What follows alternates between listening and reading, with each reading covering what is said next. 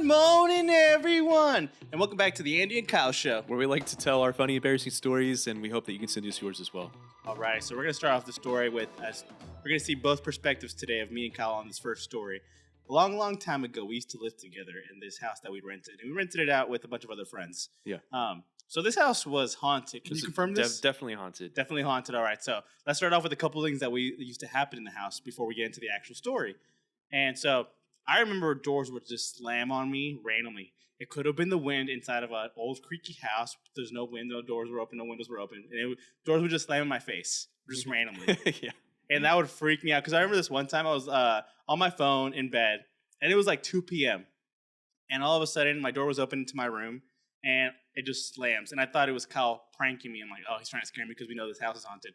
So I'm on my phone, door just slams, and I run out trying to catch Kyle, and I'm running throughout the entire house. No one's home. That's story number one that happened to me. Give me an example. Yeah. And then for me, whenever I first, because I didn't, I heard about this a lot from other people and ghost stories and stuff, and I never really believed any of it until one day I was sitting in my room, and I was sitting there on my phone, and I maybe an hour had gone by, and it sounded like somebody throwing a tennis ball up against the door that was adjacent to my room, and so it was like this, For like an hour? Yeah, for like an hour, and I was like, oh, somebody's bored, because we didn't have any. You thought it was your roommate that was next to you, Yeah, I right? thought it was just like my roommate in there, like throwing a ball against the wall. And then one time, the last time it happened, it hit really hard to where it shook the entire door. And then I see the doorknob turn, and it opened, and it was pitch black inside the room. And I was just like, and I sat there frozen for maybe five minutes until I think one of the other roommates had come to the house, and they asked me if I wanted to go eat with them. And I'm like, yeah, hold on. And I went to the room, I turned the light, nobody was in there, windows are closed, nobody in the closets. This leads me to my main story, where Kyle used to have to get up for work at 4:30 to 5 a.m. just to get ready for work. And I would stay up late playing video games because I was going through my video game phase, so I would be up till 2 or 3 in the morning playing Overwatch or Call of Duty, some first-person shooter game. Mm-hmm. And so I was already tired every time he'd have to wake up for work because I'd be barely going to bed. And he wakes up at 4:30 or 5 a.m. to start getting ready, and he starts hearing footsteps on the ceiling. And this is after all the crazy stuff of haunted houses is happening in our house. And so he immediately is scared.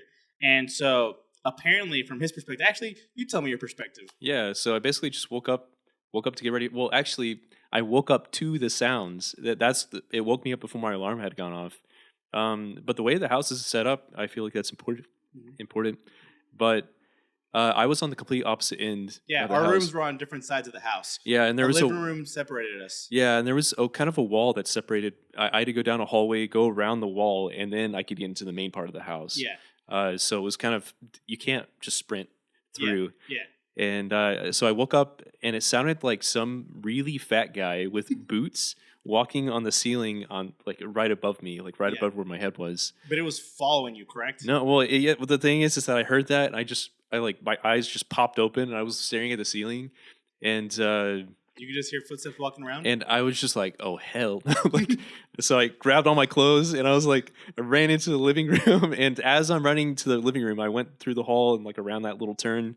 I hear the footsteps following me. In the exact direction that you're going. Yeah. All the turns and everything. Into the living room as well. I just keep hearing these footsteps, and then I'm trying to go even faster. Yeah. And that's whenever I ran to your room. Yeah, so now we're going to cut to my perspective, where I get woken up, I'm dead asleep, and I get woken up to someone shaking my shoulders, wake up, and I'm groggy because I had just gone to bed an hour ago or so. And so I'm being waken up to Kyle in my face, Andy, wake up, I'm scared, Andy, wake up, and I'm still half awake, and I'm trying to wake up to see what's going on, and Kyle's in my face saying, help, wait for me while I get ready for work. And it's 4:30 in the morning. I'm tired. And he comes to the living room with me because I start hearing the footsteps in my room. Yeah. And I'm like, oh, hell no. So we leave my room and we go hang out in the living room. 4:30 in the morning, and Kyle's getting ready. He's putting on his pants. Yeah, with me just sitting I on made you watch. I was getting changed. Yeah. he made me stand in the living room with him while he put on his work shirt and pants on. And I'm still like half awake on the couch, like trying to wake up to see what's going on. I'm like super grumpy that he woke me up, and like, why would he bring the ghost to my room? Like, I was mad about that at that moment. I was like, why would you involve me in this? Like, this is dumb. I don't want to die with you. It's every man for Go himself. out on your own. That's not the worst part. That's not the worst part of the story where I actually got not mad at you, but I was like, I hated you for like that hour. Yeah. One, because I was super tired. So he gets ready for work and like he leaves. He just leaves to work. Like I'm safe. Yeah, he leaves to work, and it hasn't hit me yet that I'm sitting on the couch, still half asleep, you know, and I start hearing the footsteps, and it hits me. Now I'm alone with the ghost, and I don't want to go to sleep. Yeah. So like he left. I from my perspective, I got woken up at 4:30 in the morning to watch Kyle, a grown man, get ready for work because he was so scared. And then he leaves me to the point where I'm scared, and I went for a run. I wasn't gonna stay. Yeah, what was funny is that I think maybe 20 minutes into my drive, I get this text from you. It's just like, I hate you. Why'd you leave me here with this? Yeah, I was so mad and so scared that he left me with the actual ghost. I was thinking only about self-preservation. I know. Because whenever I was driving, I was like, oh yeah, I did leave him back there. So now I'm with the ghost because I remember leaving the living room and going back to the room, and I could hear the steps. Yeah. And so like we know that it wasn't an animal because first of all, it was way heavier than like a raccoon or a weasel or something. It wasn't like scurrying. It wasn't scurrying. It was like actual, like following your direction. And so you know how in movies there's always that one person who's so dumb who wants to investigate. You hear a chainsaw and they run into that direction. Like, why would you run in that direction if you hear a chainsaw and you hear yelling, right? We had a friend who came over and we told her about the situation, how he woke me up and I had to like watch him get ready and then he left me for the ghost.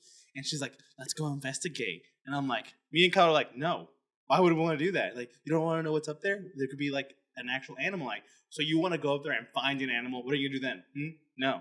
And so she goes up into the attic. Well, I think it's to say she was over hanging out with us. Yeah. And we actually started hearing the footsteps in the ceiling. Right. And then I'm like, hey, I hear them right now. She's like, oh, and she took off towards the attic and like pulled it down and like ran up the stairs. And me and Kyle were like, no, we're not going up there. We know how this ends. Yeah, we should have just put the attic door back up. We no longer have a friend named Alicia. Alicia who, you know? Yeah, please come by and go, have you seen this missing girl? Never heard of her. Nope. Never heard of her. And just hear more footsteps, and the cop goes and searches. Cop's gone too now. We lost a cop. Everyone who goes up there, we just shut the door on them. Yeah. No, but yeah, she didn't find any animal or anything. She actually found like these really old looking arrows. And it was a chest, or like there was like a chest. There was a chest, but she didn't open that. Oh, she didn't open it. Okay. I was like, we told her not to be like, nah, we've seen enough scary movies. Okay. But she found she found a set of arrows like in a quiver next to that chest too. Yeah. And she knew that I liked archery at the time. And so she got those arrows for me. And so she pulled them down. And I feel like after that, the noises got worse and worse. Where we started hearing more on on a daily basis. We started hearing footsteps. And then I think we got so scared to the point where I was like, I'm going to put those arrows back because they were in my room. And so we put those arrows back, and like it still happened every now and then, but it quieted it. Like it happened less frequent after those. We put the arrows back, so I can't even imagine what would have happened if we got the chest. Like I'm not opening it. It's probably still there to this day. Man, yeah, that was so that was your story. We have plenty at the haunted house. We really do. There's so many funny stories that we'll get to on the podcast eventually, but. Let's go with your story. Yeah, I'm going to tell mine. Mine, I gave the title Squish, Squish, Squish all the way home. Oh, my gosh. Yeah. It was a very terrible experience. But so there I was in college, UNT. I was around 23 years old. I was at my apartment. I was feeling pretty hungry, and it was around 9 p.m. at night, and I was trying to figure out where I wanted to eat. And I didn't have any money, so I was like, okay, well, maybe I can eat over at one of the cafeterias on campus. The only one that was open was Kerr, and I thank you, Mom. I had this meal pass thing where you can buy a set number amount of meals, and if you buy them in bulk, then you get them on a discount. Yeah. So I was like, yes, I can use this. I can go over there. So I throw on some like khaki shorts, my shirt, my shoes. and I hopped on my bike because luckily my apartment was right outside of campus to where I could pretty much bike anywhere I needed to go. Okay. Yeah, and then Kerr just happened to be on the complete opposite side of campus. But as a hungry, broke college student, it didn't make that much of a difference to me. I'm like, I'll walk there if I need to. Yeah. So it was about a mile and a half away. I got on my bike, headed there. Whenever I pulled up, I put my bike on the bike rack. I went inside the building. You go through. The way it's set up is, whenever you go through the double doors, directly to your left is where the dorms are, and then directly to the right is the cafeteria. Yep. Well, that cafeteria, like whenever I walked in, it was very packed for it being 9 p.m. at night. College students, dude, they stay up late and they want to eat. Yeah, I know. I guess that's what it was. That was you, yeah. that was me. I guess everybody thought the same thing. But I swiped my little meal pass and I went inside the cafeteria, and on the left hand side was where the like the food trays and like where you pick up your like food buffet style? Yeah. And I grabbed my food and I went all the way to the very back of the cafeteria because there weren't any open seats. And I finally found a seat that was like it was a little 2-seater table. Yeah. And I sat down and I pulled up a TV show on my phone and I started eating. And I don't know what it was, but like 20 minutes in to all of that, I didn't feel sick at all the entire day, but I got the gurgles, my stomach, it started bubbling up, and I'm like, okay, I need to fart. And so I you don't want to just let it out, because especially in the cafeteria. Yeah, because you don't want to attract attention. So I tried to do this thing to where I kind of lean over to the side and spread it a little bit. Oh my gosh! And so that way it kind of leaks out and it's very quiet. The visual. So I but so I leaned over to the side and I was like, okay, I'll just let it rip. Except it didn't rip. It squirted all in my khaki shorts. You were wearing shorts, and I was just like, dear God, not this. And so I was just trying as nonchalantly as possible. Dude, you can't control your bowels. All your stories are related to the bathroom issues. I don't know what it is. But I leaned over the side to check the damage, and I immediately had this overwhelming sense of hopelessness because it looked like my butt had made love to a softball, or like a wet softball, And I was just like, okay, what am I going to do? And I started panicking. And if you've seen any of the previous videos, I don't panic well. And so I was like, okay, I'm going to grab some napkins or whatever. But I only had 2 at the table because I didn't expect to poop myself.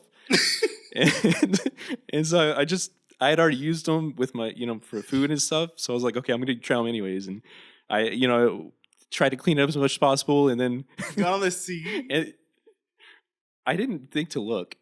My head was not there. I can't even imagine the student that walks up to that table doesn't realize they just sit down. They just sit down. They're and like squish. They're like, but yeah, I did that, and I looked to check to see if it was any better, and it wasn't. And the sense of hopelessness just got worse. And I was like, oh well, I had the idea of like, oh, maybe I can sit here and just wait for everybody to leave, like it'll be great. I can be the last one out. Maybe 1 or 2 people will see me, but 30,000 students at UNT, like, no, I don't care about that. Anyway, but what I had forgot was that the cafeteria stayed open until like 2 a.m. in the morning. So it was 9:30. How long did you wait? First I sat there and I really contemplated waiting until 2. Just like sitting there, but I'm like, okay, my phone's gonna die. I'm just gonna sit and stare and wait for everybody to leave. So I sat there for another 45 minutes, just and wet. You didn't think to call anybody, bring you a who towel? am I gonna call? No, I did not think about that. I guess that sounds like a good idea. Yeah, but I didn't want anybody to know about this. Is college just like peak time? You're trying to impress everybody. You're trying to like build yourself up, and this was not doing it. So I finally decided to. I was like, okay, I'm gonna do it. I'm gonna get out of here. And I got up, and I'm like, if I act casual, I can walk out and I can just like slip right out, and it'll be fine. And like I said, college is peak time, so I started walking, and every single pretty girl I saw, I tried to slowly turn my face towards them so that way they couldn't see behind me. And I'm like, I don't care if anybody else sees. I just don't want these people to see. And so, like, the entire time, I'm like turning both ways, trying to make sure nobody can see behind me.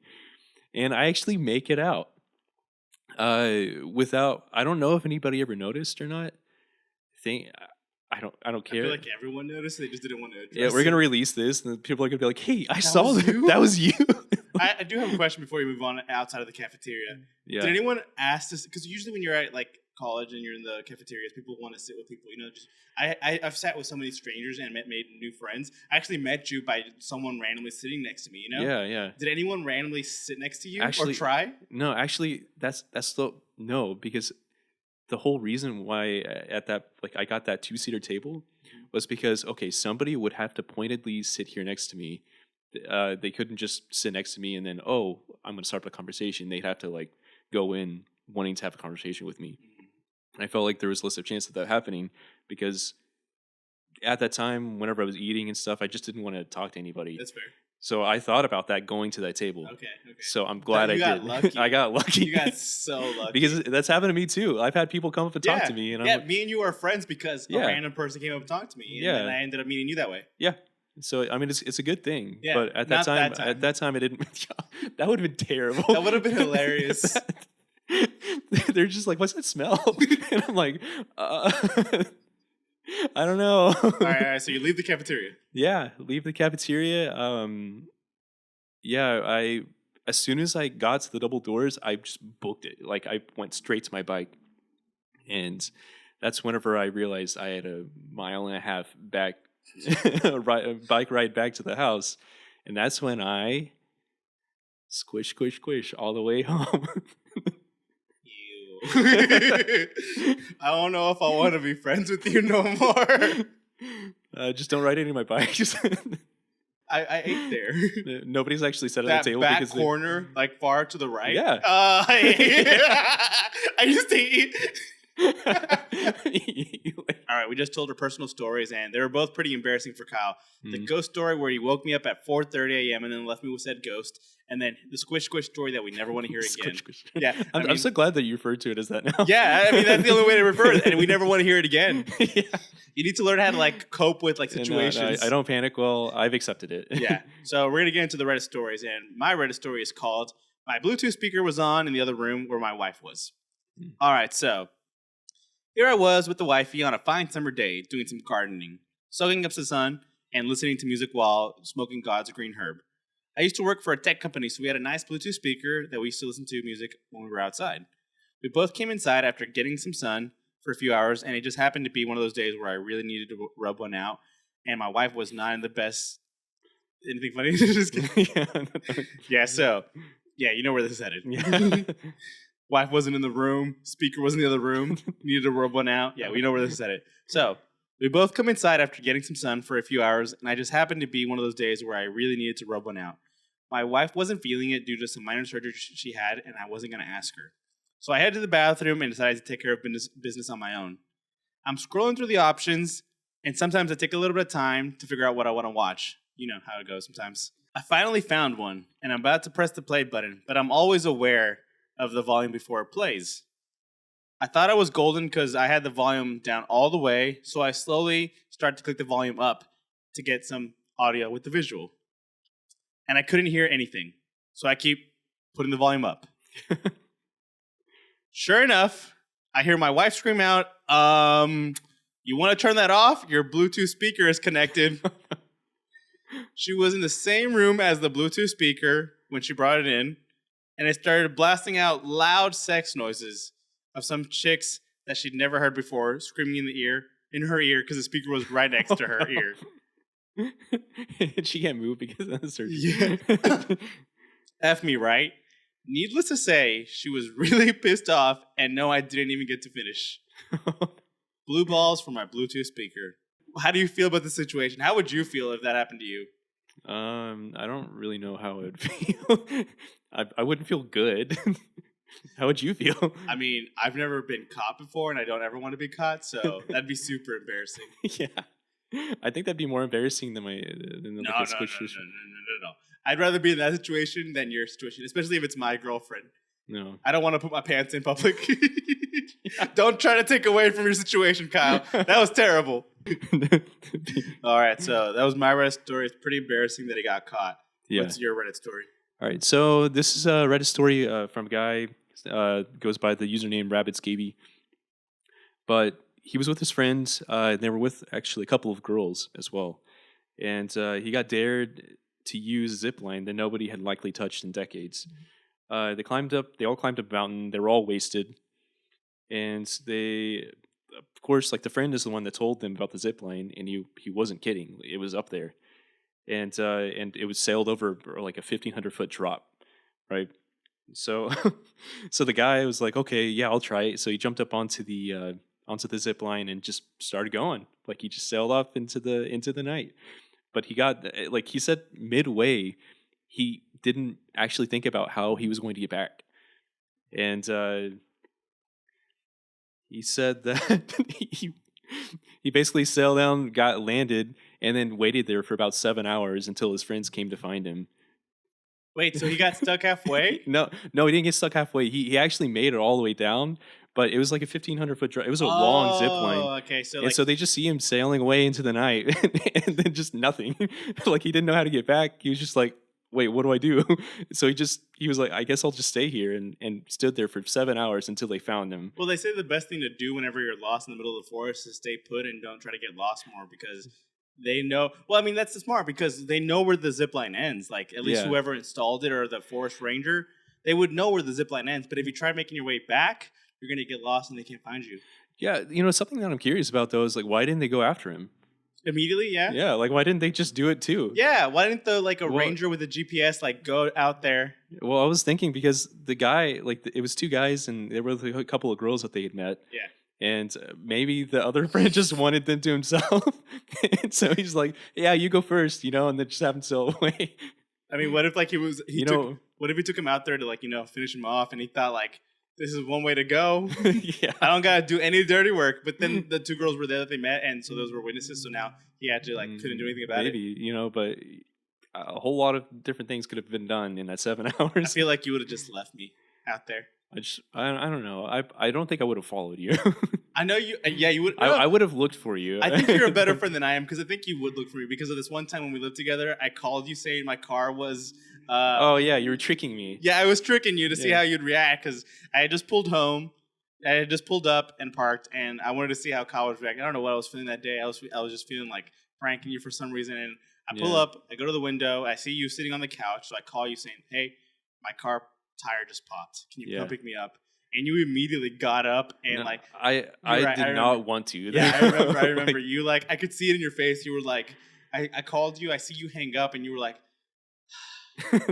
and then you got up, but you didn't you said yes to me. Yeah. Over the phone, and then I saw you sigh, and then I saw you get up. Yeah. So, but you didn't take longer than a couple seconds to get up. Yeah. But I don't know what was going through your head. You probably didn't want to go. No, I didn't want to go. But I'm like, I have to. I'm not just going to leave you out there. Yeah. But then you open the door in your basement from just tired to pissed in seconds. Yeah, but you're like, I'm just kidding. I'm just kidding. It made me feel like I was on one of those is my boyfriend cheating on me type shows. To where they hire this fake girl to go and hit on him and be like, oh, he's gonna cheat. And then of course afterwards the boyfriend's like, I don't want to date you anymore. I don't want to be your friend or roommate anymore. Yeah. But so I feel like if I was on a zip line, you go looking for me. You'd probably leave me there for an hour just so I could suffer. But you'd go looking for me. Yeah, I would. I mean, yeah, I'd probably just let you really think about what you did. Oh man.